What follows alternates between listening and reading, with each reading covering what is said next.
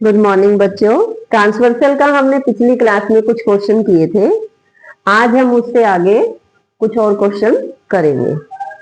अब ये वाला क्वेश्चन देखो, if two lines P and Q are intersected by transversal L, ये P है और ये Q है, ये दो लाइनें दे रखी हैं और इनको एक ट्रांसवर्सल कट कर रहा है such that angle 1 is equal to angle 2 is equal to 38 degree.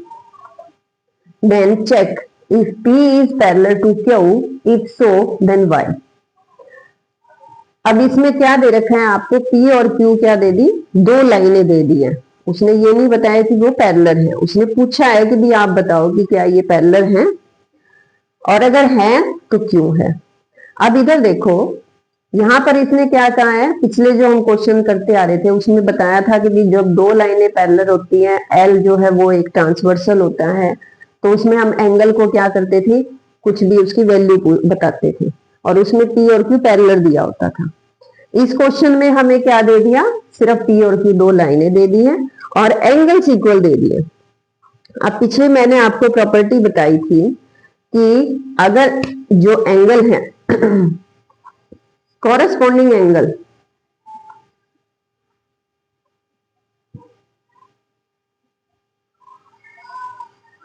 Corresponding angles बताए थे, ऑल्टरनेट एंगल बताए थे,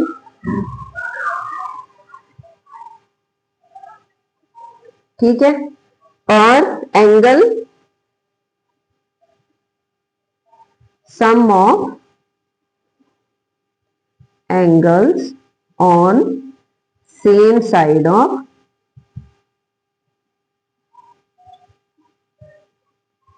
transversal is equal to 180 degree. मैंने इनमें आपको तीन प्रॉपर्टी बताई थी कि अगर कॉरेस्पॉन्डिंग एंगल इक्वल हो या ऑल्टरनेट एंगल इक्वल हो, या तीसरी प्रॉपर्टी थी sum of angles on the same side of transversal is 180 degree हो, तो जो लाइंस होती हैं वो क्या कहलाती हैं, पैरेलल्स कहलाती हैं। जैसे ये ऐसे दो लाइनें बताई थी और उसने ये हो गए कॉरेस्पॉन्डिंग एंगल। ऑल्टरनेट एंगल के लिए क्या बताया था कि अगर ये इस तरह से इक्वल हो या इस तरह से इक्वल हो तो ये क्या कहलाते हैं, ऑल्टरनेट एंगल। मैंने इसका पूरा वीडियो शेयर किया हुआ है कि किस तरह से ऑल्टरनेट, और भी ऑल्टरनेट एंगल बनेंगे और भी कॉरेस्पॉन्डिंग एंगल बनेंगे। कोई भी कॉरेस्पॉन्डिंग एंगल या ऑल्टरनेट एंगल इक्वल दे रखा हो तो लाइंस क्या होंगी, पैरेलल बोली जाएंगी।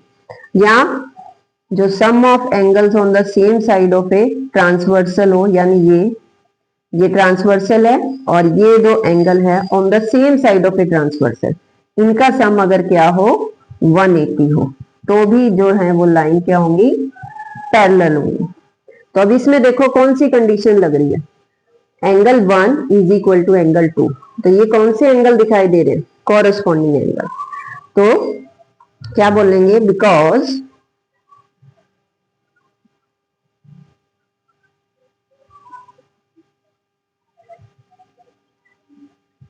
angle 1 is equal to angle 2 is equal to 38 degree are corresponding angle, so lines P and Q are parallel.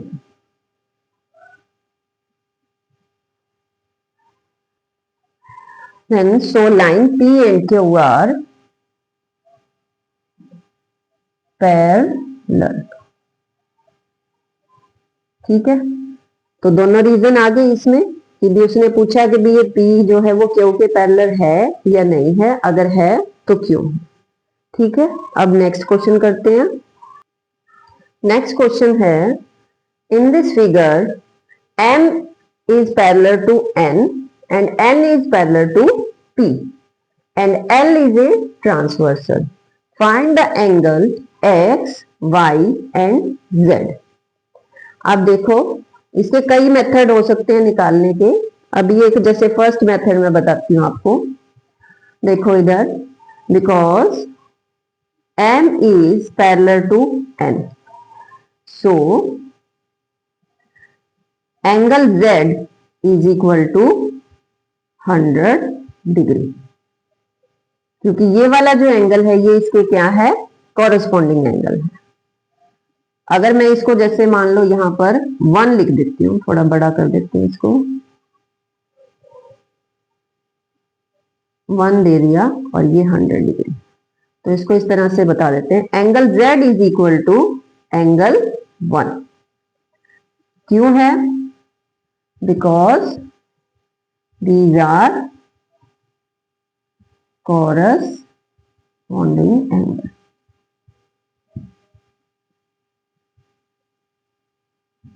ठीक है, सो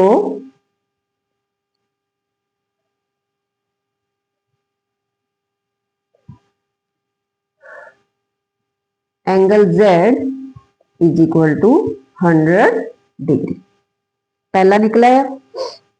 अब देखो similarly angle 1 is equal to angle Y, because यहां साइड में लिख दो इसको, N is parallel to P, ये गिवन है हमें। So and L is a transversal.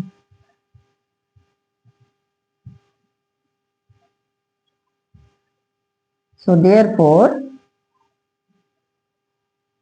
angle 1 and angle Y are corresponding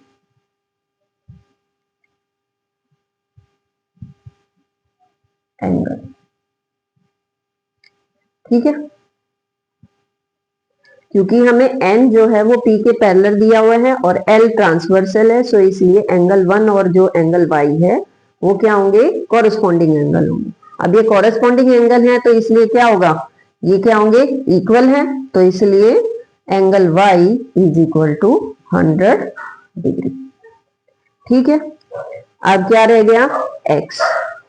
x को कैसे देखेंगे, पहले x का तो एक मेथड बता देती हूँ x निकालने का। Angle x plus angle z is equal to क्या है, 180 डिग्री। क्यों है, क्योंकि ये क्या है, लीनियर पेयर।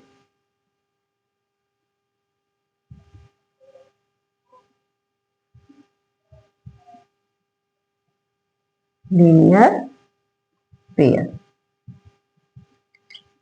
ठीक है, अब यहां पर हमारे पास z क्या है, इसको अगर आप यहां पर 1 दे देते हो इक्वेशन को, तो हमारे पास z की वैल्यू क्या है, from 1।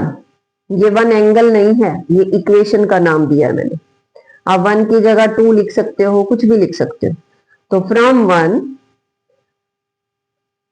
Angle x plus angle z की वैल्यू क्या है, 100 degree is equal to 180 degree. ठीक है,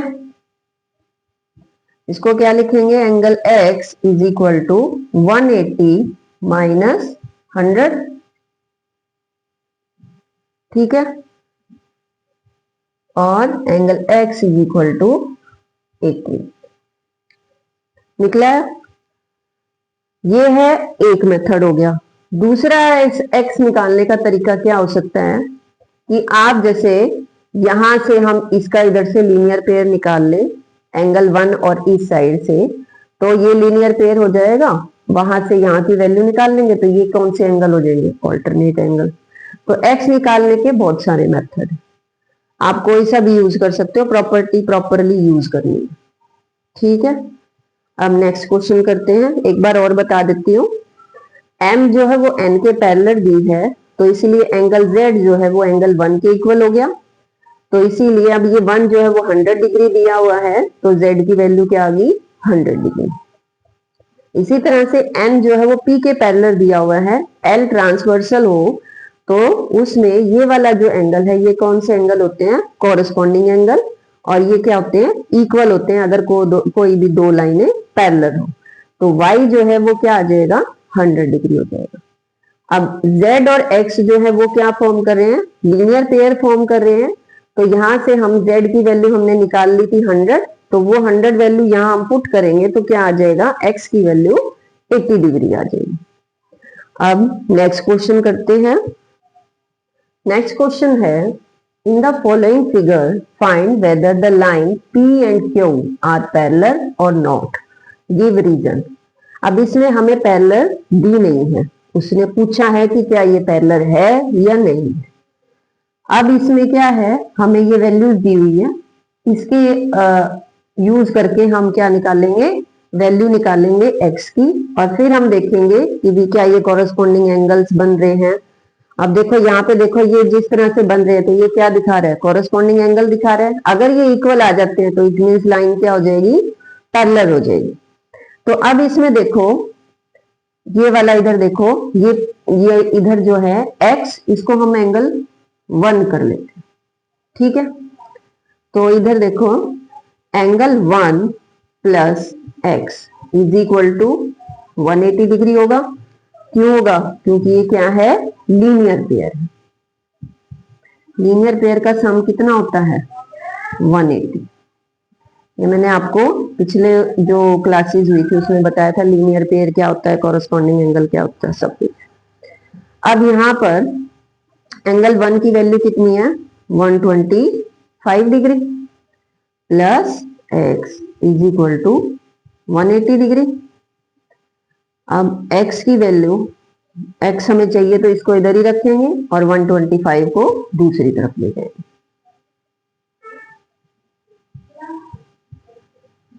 तो इधर x की वैल्यू क्या आ गई? 10 में से 5 गया 5, यहाँ क्या बच गया? 7। 7 माइनस 2 कितना हो जाएगा? 5। अब देखो इधर हमारे पास x कितना आ गया? 55। इसको यहाँ नंबरिंग दे देती हूँ मैं 2, ताकि लिखने में आसानी हो। Here angle 2 is equal to x। Angle 2 जो है वो x के बराबर है। इसको एंगल x भी बोल सकते हो, कोई फर्क नहीं पड़ेगा। इज इक्वल टू, अब ये कितना है? Here angle 2 is equal to angle x है, और वो किसके बराबर है? 55 डिग्री के। But these are corresponding angle.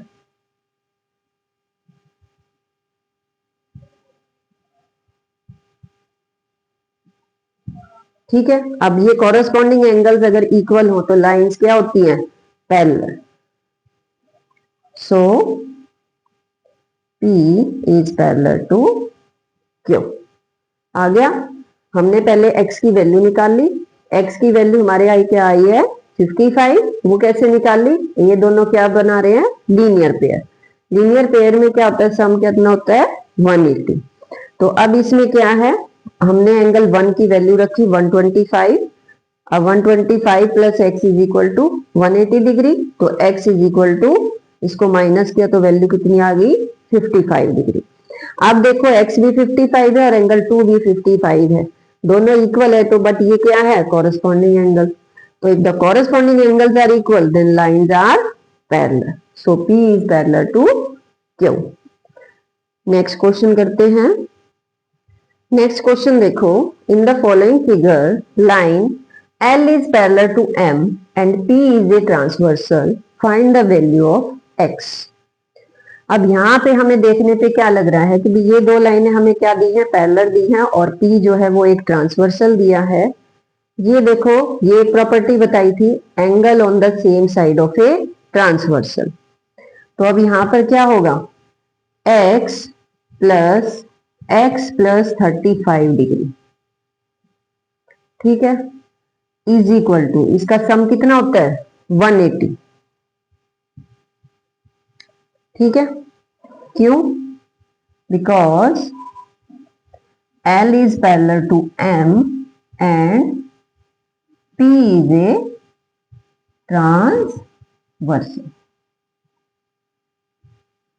ठीक है, तो क्या हो जाएगा, sum of angles on the same side of transversal is 180। ये मेंशन करना होगा आपको जो भी प्रॉपर्टी लगाओगे।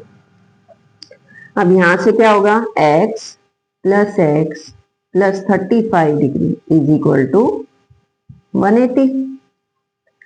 x और x मिलके क्या हो गया, 2x। ये इधर x है और इधर x है, तो इसको क्या लिखेंगे, 2x plus 35 degree is equal to 180। 2x is equal to 35 को हम इस तरफ ले जाएं, ठीक है, तो ये क्या आ जाएगा 180 डिग्री। ये प्लस है तो इधर जाके क्या हो जाएगा, माइनस, साइन चेंज हो जाएंगे। तो 2x इज इक्वल टू 10 में से 5 गया 5, यहां क्या बच गया 7, 7 माइनस 3 4, कितना आ गया 145। अब यहां से जो ये 2 है हम इसको इधर शिफ्ट कर देंगे। अब यहाँ 2 क्या है, मल्टीप्लाई में, तो ये क्या हो जाएगा, इसको इधर कर देती हूँ, दिखाई नहीं दे रहा होगा। जो ये 2 है ये इधर जाके क्या आ जाएगा, डिवाइड हो जाएगा। तो क्या आ गया, x is equal to 145 degree divided by 2। ठीक है, इसको यहां दोबारा से लिख देती हूँ, थोड़ा दिखाई नहीं दे रहा। 2x is equal to 145 degree. ठीक है, नेक्स्ट में क्या आ जाएगा 145 बाय 2। फिर ये इधर क्या हो जाएगा, इसको डिवाइड करो, 2 से डिवाइड करेंगे तो वैल्यू क्या आ जाएगी, x इज इक्वल टू 2 7 जा 14, और ये वैल्यू क्या आ जाएगी हमारे पास, इसको यहां डिवाइड करके दिखा देती हूँ।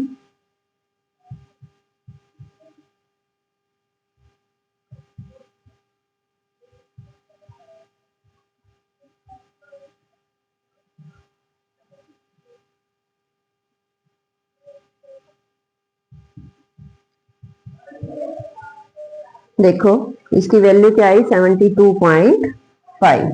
कैसे आई है देखो, 2 7 जा 14,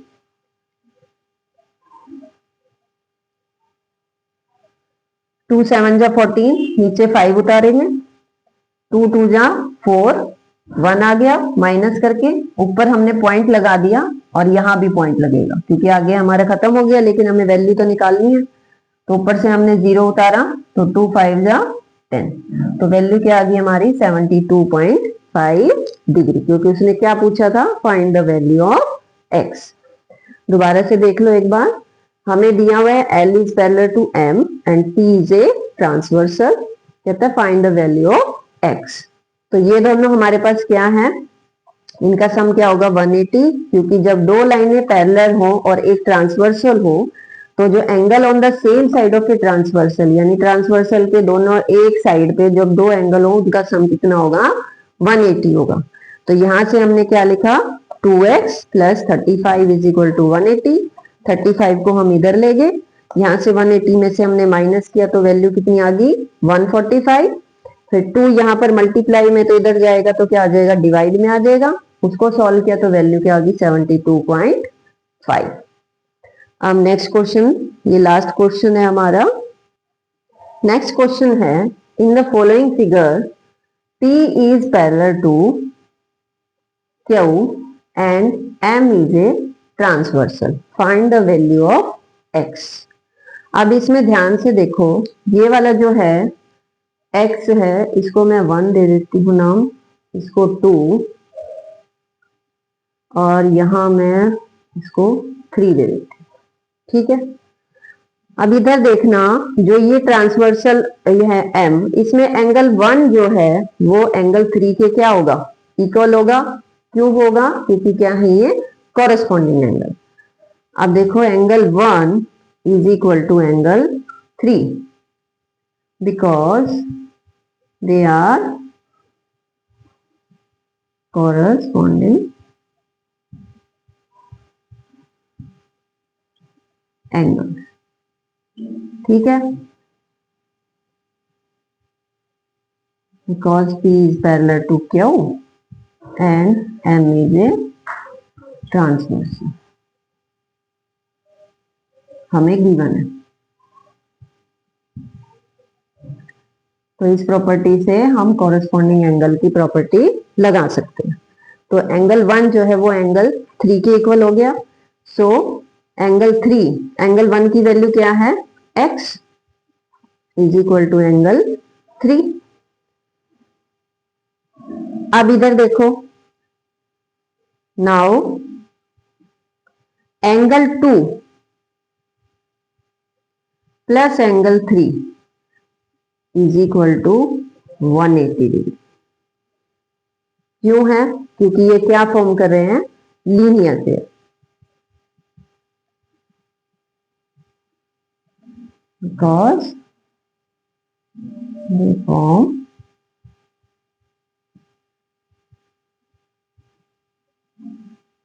linear pair।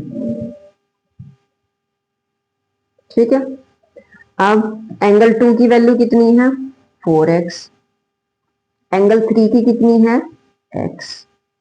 ठीक है, इज इक्वल टू 180 डिग्री। तो ये 4x प्लस x क्या हो जाएगा, 5x is equal to 180 degree. अब x यहाँ पे इसके साथ क्या है, मल्टीप्लाई में, तो ये इधर जाके क्या हो जाएगा, डिवाइड में। ठीक है, अब हम इसको डिवाइड करेंगे तो वैल्यू क्या आ जाएगी, ये आपको रफ में करके दिखाना है।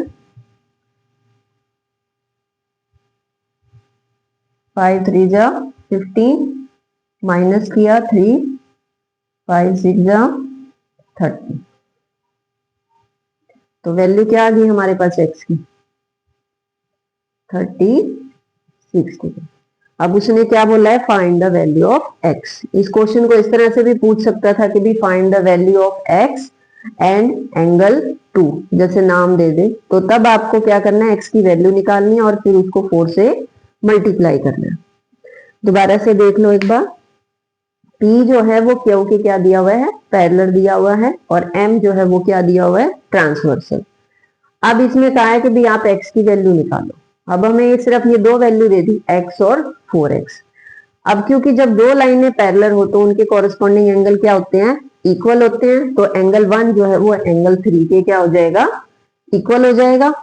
तो एंगल जो 1 है उसकी वैल्यू क्या है, x, तो x इज इक्वल टू क्या आ जाएगा, एंगल 3। अब इधर जो है एंगल 2 और 3 जो है वो क्या फॉर्म कर रहे हैं, लीनियर पेयर फॉर्म कर रहे हैं। तो क्या लिख सकते हैं हम, 4x plus x is equal to 180। यहां से हमने इसको x की वैल्यू निकाल ली। क्योंकि x को निकालने का अब इसको आप इसको और भी मेथड यूज कर सकते हो, कोई और प्रॉपर्टी अगर यूज होती हो तो वो भी यूज कर सकते हैं। मैंने यहाँ कॉरेस्पॉन्डिंग एंगल की थी है, आप ऑल्टरनेट एंगल करके भी कर सकते हो। जब आपके दिमाग में जो मतलब प्रॉपर्टी यूज करने का आ रहा है कि भी हम इस तरीके से निकाल सकते हैं, तो आप यूज कर सकते हैं। अब हम अगली क्लास में नेक्स्ट टॉपिक करेंगे। इस ट्रांसवर्सल रिलेटेड आपकी कोई भी प्रॉब्लम हो तो आप पूछ सकते हैं।